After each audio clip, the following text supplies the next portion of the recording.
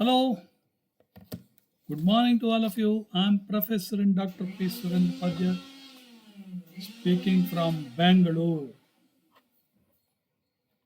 ಈಗ ಸುಂದರಕಾಂಡ 131ನೇ ಶ್ಲೋಕದಿಂದ ಮುಂದುವರಿಸಲಿಕ್ಕಿದ್ದೇನೆ. ಪ್ರಥಮ ಸರ್ಗ. ಓಕೆ, ಸೊ ಯಸ್ ಪೂಜಿತೆ ತ್ವಯಿ ಧರ್ಮಜ್ಞ ಪೂಜಾಂ ಪ್ರಾಪ್ನೋತಿ ಮಾರುತಃ ತಸ್ಮಾತ್ ತ್ವಂ ಪೂಜನೀಯೋ ಮೇ ಶೃಣು ಚಾಪ್ಯತ್ರ ಕಾರಣಂ ಪೂರ್ವಂ ಕೃತಯುಗೆ ತಾತ ಪರ್ವತಾಃ ಪಕ್ಷಿಣೋ ಭವನ್ ತೇ ಹಿ ಜಗ್ಮುರ್ದಿಶ್ಯಃ ಸರ್ವ ಗರುಡಾನಿಲ ವೇಗಿನಃ ತತಸ್ತೇಷು ಪ್ರಯಾತೇಷು ದೇವಾ ಸಂಘಾಃ ಸಹರ್ಷಿಭಿಃ ಭೂತಾನಿ ಚ ಭಯಂ ಜಗ್ಮು ತೇಷಾಂ ಪತನಶಂಕಯಾ ತಥಾ ಕ್ರುದ್ಧಃ ಸಹಸ್ರಾಕ್ಷ ಪರ್ವತಾನಾಂ ಶತಕ್ರತುಃ ಪಕ್ಷಾಂಶ್ಚಿ ಛೇದ ವಜ್ರೇಣ ತತ್ರ ಸಹಸ್ರಶಃ ಸಮಾಮುಪಗತಃ ಕ್ರುದ್ಧೋ ವಜ್ರಮದ್ಯಮ್ಯ ದೇವರಾಟ್ ತತೋಹಂ ಸಹಸಾ ಕ್ಷಿಪ್ತಃ ಶ್ವಸನೇನ ಮಹಾತ್ಮನಾ ಅಸ್ಮಿನ್ ಲವಣತೋ ಯೇ ಚ ಪ್ರಕ್ಷಿಪ್ತಃ ಪ್ಲವಗವೋತ್ತಮ ಗುಪ್ತಪಕ್ಷ ಸಮಗ್ರಶ್ಚ ತವ ಪಿತ್ರಾಭಿರಕ್ಷಿತಃ. ಇದರ ಅರ್ಥವನ್ನು ಹೇಳ್ತಾ ಇದೆ ನೋಡಿ. ಧರ್ಮಜ್ಞನೇ, ನಿನ್ನನ್ನು ಪೂಜಿಸಿದರೆ ಮಾರುತನನ್ನು ಪೂಜಿಸಿದಂತಾಗುತ್ತದೆ. ಆದುದರಿಂದ ನೀನು ನನಗೆ ಪೂಜಿತನು. ಓಕೆ, ನೀನು ನನಗೆ ಪೂಜ್ಯನೇ. ಅದಕ್ಕೂ ಕಾರಣವಿದೆ, ಹೇಳುವೆನು ಕೇಳು. ಮಗು, ಹಿಂದೆ ಕೃತಯುಗದಲ್ಲಿ ಪರ್ವತಗಳು ಪಕ್ಷಿಗಳಾಗಿದ್ದವು. ಅವು ಗರುಡನಂತೆ ವಾಯುವಿನಂತೆ ವೇಗವುಳ್ಳಗಳಾಗಿ ತಮಗಿಷ್ಟ ಬಂದ ದಿಕ್ಕುಗಳಲ್ಲಿ ಸಂಚರಿಸುತ್ತಿದ್ದವು. ಹೀಗೆ ಅವು ಹಾರಾಡುತ್ತಿದ್ದಾಗ ಅವು ಬಿದ್ದು ಹೋಗಬಹುದೆಂದು ಭೂತಗಳು ದೇವತೆಗಳ ಸಂಘದವರು ಋಷಿಗಳೊಡಗೂಡಿ ಭಯಭೀತರಾದರು. ಕೋಪಗೊಂಡ 100 ಯಾಗಗಳನ್ನು ಪೂರ್ಣ ಮಾಡಿದ್ದ ಸಾವಿರಾರು ಕಣ್ಣುಗಳುಳ್ಳ ಇಂದ್ರನು ಪರ್ವತಗಳ ರೆಕ್ಕೆಗಳನ್ನು ತನ್ನ ವಜ್ರಾಯುಧದಿಂದ ಸಾವಿರಾರು ತುಂಡುಗಳಾಗಿ ಕತ್ತರಿಸಿ ಹಾಕಿದನು. ಅದೇ ದೇವರಾಜನು ಕೋಪದಿಂದ ಮೇಲೆತ್ತಿದ್ದ ವಜ್ರಾಯುಧದೊಡನೆ ತನ್ನ ಕಡೆಗೆ ಬಂದನು. ಅಷ್ಟರಲ್ಲಿ ಮಹಾತ್ಮನಾದ ವಾಯುದೇವನು ನನ್ನನ್ನು ವೇಗದಿಂದ ಹಾರಿಸಿಬಿಟ್ಟನು. ಈ ಲವಣ ಸಮುದ್ರದಲ್ಲಿ ನನ್ನನ್ನು ಬೀಳಿಸಿದನು. ಹಾಗಾಗಿ ನನ್ನ ರೆಕ್ಕೆಗಳು ಸುರಕ್ಷಿತವಾಗಿವೆ. ನಿನ್ನ ತಂದೆಯಿಂದ ಕಾಪಾಡಲ್ಪಟ್ಟವನಾಗಿ ನಾನು ವಿಕಲಾಂಗನಾಗಲಿಲ್ಲ. ಆದುದರಿಂದ ಮಾರುತನು ನನಗೆ ಆದರಣೀಯನು. ಅವನ ಮಗನಾದ ನೀನೂ ಆ ಕಾರಣದಿಂದಲೇ ಆದರಣೀಯ. ಈ ರೀತಿ ನಿನ್ನೊಡನೆ ನನಗೆ ಮಹಾಗುಣಪೂರ್ಣ ಸಂಬಂಧವಿದೆ ಅಂತ ಹೇಳಿತು. ಈಗ 137ನೇ ಶ್ಲೋಕ.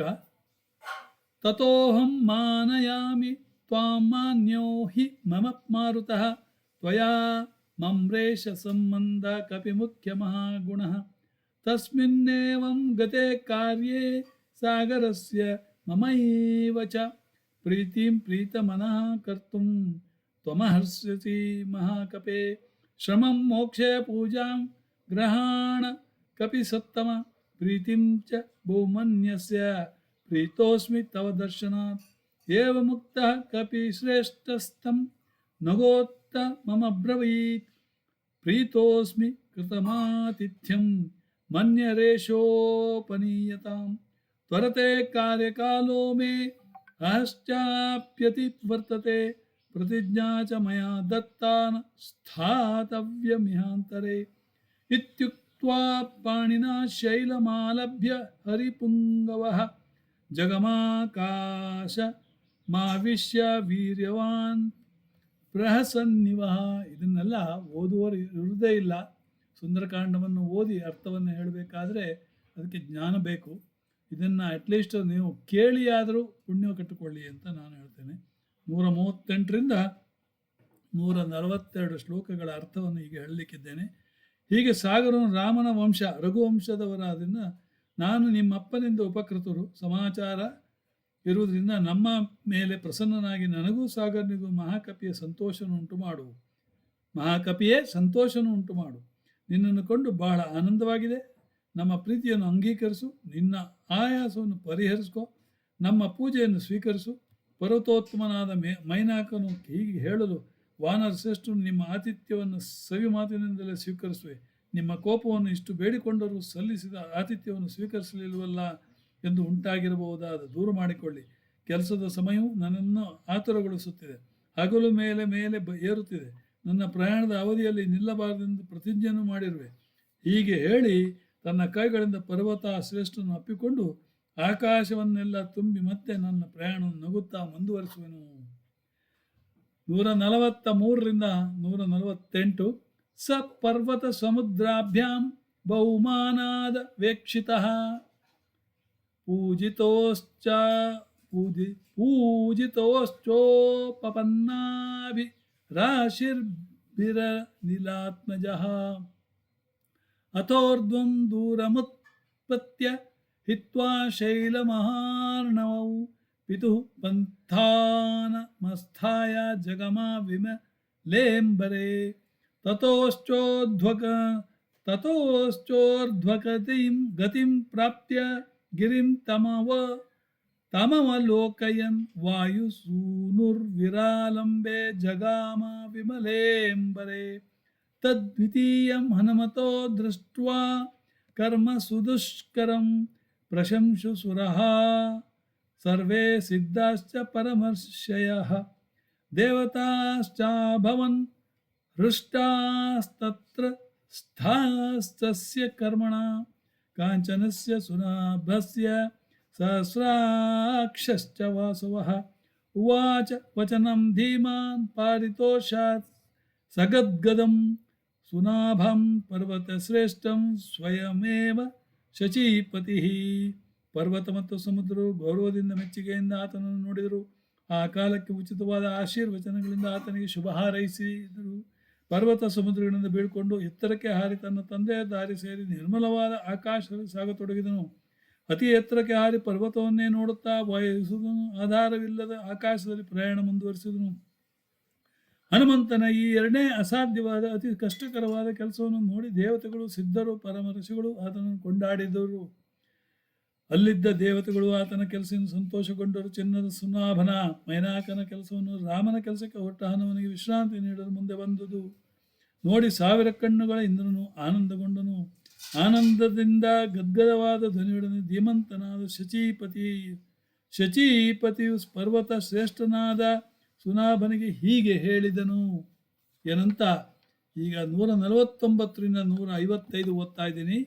ಹಿರಣ್ಯನಾಭ ಶೈಲೇಂದ್ರ ಪರಿತುಷ್ಟೋಸ್ಮಿ ತೇ ಭೃಶಂ ಅಭಯಂ ತೇ ಪ್ರಯಾಶ್ಚಾಮಿ ಪಿಷ್ಟ ಸೌಮ್ಯ ಯಥಾ ಸುಖಂ ಸಾಯಂ ಕೃತಂ ತೇ ಸುಮಹದ್ವಿಕ್ರಾಂತಸ್ಯ ಹನುಮತಃ ಕ್ರಮತೋ ಯೋಜನ ಶತಂ ನಿರ್ಭಯಸ್ಯ ಭಯೇ ಸತಿ ರಾಮಸ್ವೈವ ಹಿ ದ್ಯುತ್ಯೋ ನ ಯಾತಿ ದಾಶರಥೇ ಹರಿ ಸತ್ಕ್ರಿಯಾಂ ಕುರ್ವತ ತಸ್ಯ ತೋಷಿತೋಸ್ಮಿ ದೃಢಂ ತ್ವಯಾ ತಥಾ ಪ್ರಹರ್ಷ ಮಗಮದ್ದಿಪುಲಂ ಪರ್ವತೋತ್ತಮಃ ದೇವತಾನಾಂ ಪತಿಂ ದೃಷ್ಟ್ವಾ ಪರಿತುಷ್ಟಂ ಶತಕೃತಂ ಸವೈ ದತ್ತವರಃ ಶೈಲೋ ಬಭೂವಾಸ್ಥಿತಸ್ತದಾ ಹನುಮಾಂಶ್ಚ ಮುಹೂರ್ತೇನ ವ್ಯತಿಚಕ್ರಾಮ ಸಾಗರಂ ತಥೋ ದೇವಾಸು ಗಂಧರ್ವಾ ಸಿದ್ಧಾಶ್ಚ ಪರಮರ್ಷಯಃ ತಂ ಪ್ರಯಾಂತಂ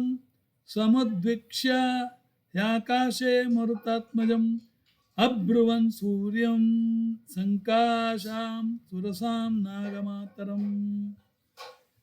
ಶೈಲೇಂದ್ರನೇ, ಹಿರಣ್ಯನಾಭನೇ, ನಿನ್ನ ವಿಚಾರದಲ್ಲಿ ಅತ್ಯಂತ ತೃಪ್ತನಾಗಿದ್ದೇನೆ. ಅಭಯ ಕೊಡುತ್ತೇನೆ. ನಿನಗೆ ಹೇಗೆ ಸುಖವೋ ಹಾಗಿರು, ಎಲ್ಲಿ ಸುಖವೋ ಅಲ್ಲಿರು. ಭಯವನ್ನುಂಟು ಮಾಡುವ ಕೆಲಸದಲ್ಲೂ ಸ್ವಲ್ಪವೂ ಭಯಗೊಳ್ಳದೆ 100 ಯೋಜನ ದೂರವನ್ನು ವಿಶ್ರಮಿಸದೆ ಕ್ರಮಿಸುವ ನಿರ್ಣಯಗೊಂಡಿದ್ದ ಹನುಮಂತನಿಗೆ ನೀನು ಸಹಾಯ ಮಾಡಿದೆ. ದಶರಥನ ಮಗನಾದ ರಾಮನ ದೂತನಾಗಿ ಹೊರಟಿರುವ ಆಂಜನೇಯನಿಗೆ ಸತ್ಕಾರ ಮಾಡಿದ ನಿನ್ನ ವಿಚಾರದಲ್ಲಿ ನಾನು ಬಹಳ ತೃಪ್ತನಾಗಿದ್ದೇನೆ. ಮುನಿದಿದ್ದ ದೇವತೆಗಳ ಒಡೆಯನಾದ ಶತಕೃತವು ತನ್ನ ಮೇಲೆ ಪ್ರಸನ್ನನಾದುದನ್ನು ಕಂಡು ಪರ್ವತೋತ್ತಮನು ಅತ್ಯಂತ ಆನಂದಗೊಂಡನು.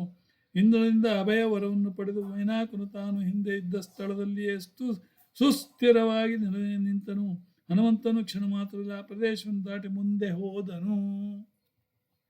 156ರಿಂದ 161 ಇನ್ನು ಮುಂದೆ ಹೇಳ್ತೇನೆ. ಈಗ 10 ನಿಮಿಷ ಆಯಿತು, ಇಲ್ಲಿಗೆ ಕ್ಲೋಸ್ ಮಾಡ್ತೇನೆ. ಧನ್ಯವಾದಗಳು.